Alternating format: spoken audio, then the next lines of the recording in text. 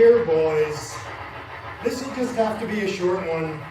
I'm leaving Houston, Texas, and I just got plumb tuckered out. That's how they talk down here. I had to take a week off and rest. Nothing to worry about. I'm back on the road, and I promise I'll make up the time. Love, Pop.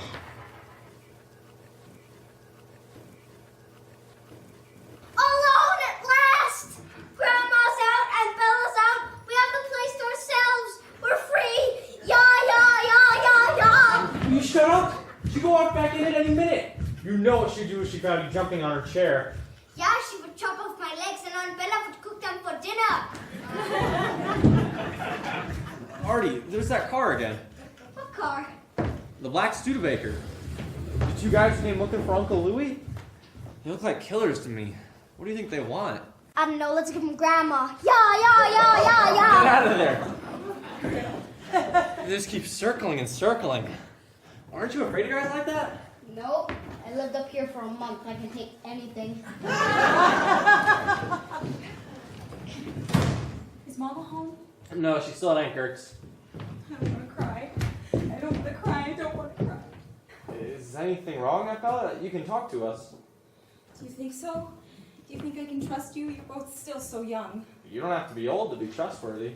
And you'd never tell Mama what I told you? Because if she ever found out, she would put me in the home. She would, for the rest of my life. She wouldn't do that. She just says that to scare you sometimes. No, she would do it. Sometimes she'd take me on the trolley and we'd go by the home and she'd say, "That's where you'll live if you're not a good girl." Didn't you say she wouldn't do that because she's afraid to be alone? Well, she's not alone anymore. She's got you two here now. Oh no, if you left, we'd go with you to the home. Arty, knock it off. If you want to tell us, Aunt Bella, you don't have to. We're your friends. I wish Eddie was here. Eddie would know what to do. Well, we're Eddie's sons. That's almost the same thing. That's true. All right, come here. Sit down. Both of you. This is our secret now. A sacred secret. Say it, both of you. This is a sacred secret.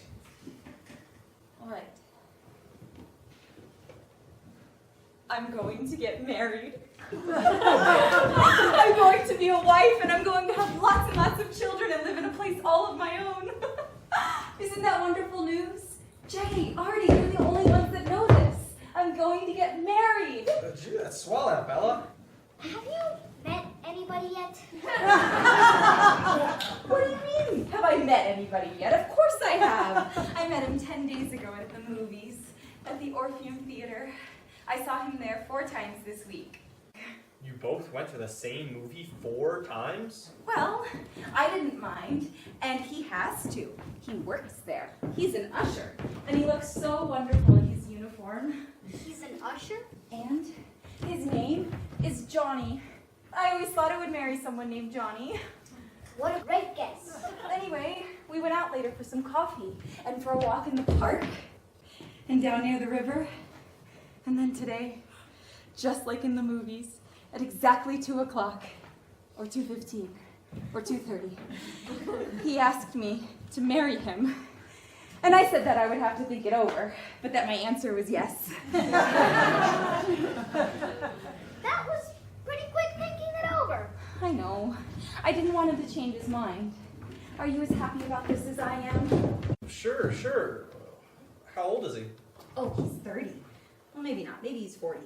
But he's so handsome and polite and quiet. I had to do all of the talking. All he said was, "Would you marry me?" Was he ever married before? Oh, no. No, I would never marry someone who was married before. I'd want it to be the first time for both of us. Well, if he has no kids, how come he's not in the army? Well, he wanted to go, but they wouldn't take him because of his handicap. What handicap? He has a reading handicap. You mean he's got bad eyes? No, he just has trouble learning things, the way I did. He went to a special school when he was a boy, the one near the home. He was in there once, in the home, for about 6 months. He said it was terrible. So his parents took him out, and now he's much happier. I can see why you're not anxious to tell Grandma. So sudden, like. And he doesn't want to be an usher forever. He wants to open up a restaurant. I would be the cook and he would be the manager. I would love that more than anything in the whole world. Could he do that? Manage a restaurant? If he couldn't even read the menus? Well, I would do that. I would help him. The only trouble is he doesn't make a lot of money and his parents are poor. And we need about $5,000 to open up a restaurant. And I don't know if Mama would give it to me. Your mother has $5,000? Oh, more. 10 or 15,000. I'm not supposed to tell anyone. Where does she keep it? In the bank? No, it's here, in the house somewhere. She changes the hiding place every year. No one knows she has it. Not Eddie or Gert or Louie. So, my problem is, I have to get Mama to say yes to marrying Johnny, and yes to opening up a restaurant and moving out, and yes to giving me $5,000. But I don't think she's going to say yes, do you? I don't think she's gonna let you go to the movies much anymore. She won't know if you don't tell her. You won't tell her, will you, Jay? No. Arty? She and I have very short conversations. I have to go inside and think this out. I'm not very good at thinking things out. I'm much better with my hands. But you're smart, both of you. Maybe you'll think it out for me? Please do. I'd be so grateful for the rest of my life. Oh, and I thought of a name for the restaurant, too. La Bella Johnny. Well, that's nice. Yeah, I just hope you can read it. Wait till he meets Grandma. He'll be back in the home in a week. 15,000. Wow. You'd think she would have loaned some of it to Pop. Where would be the safest place to hide it? Where no one would think of looking? Whoa, you're not really thinking of stealing it, are you? No. But what if we just borrowed it? I would love to send Pop an envelope with $9,000 in it. Who would he think sent it to him?